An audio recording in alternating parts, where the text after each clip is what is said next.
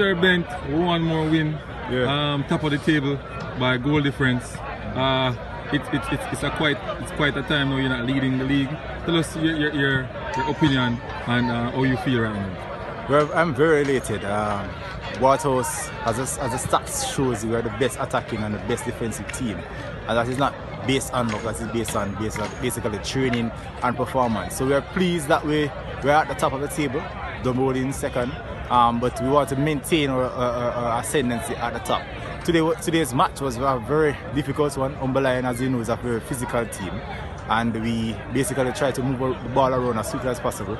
And we probably call it luck or chance. Denardo scored a goal, and we are very pleased with that. Your keeper, just come back in the team. Andrew Swell doing a pretty good job with him. Yeah, man, the match performance.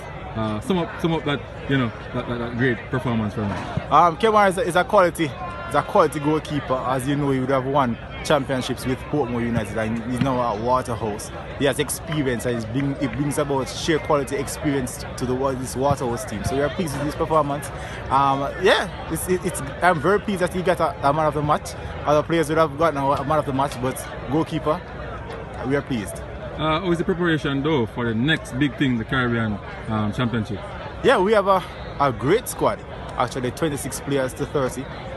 Quality all around the park. So we are looking forward to that. We jet off on the 5th, on the 13th. We have a match on the 15th, the 17th, and the 19th. So we're looking forward to that competition as well.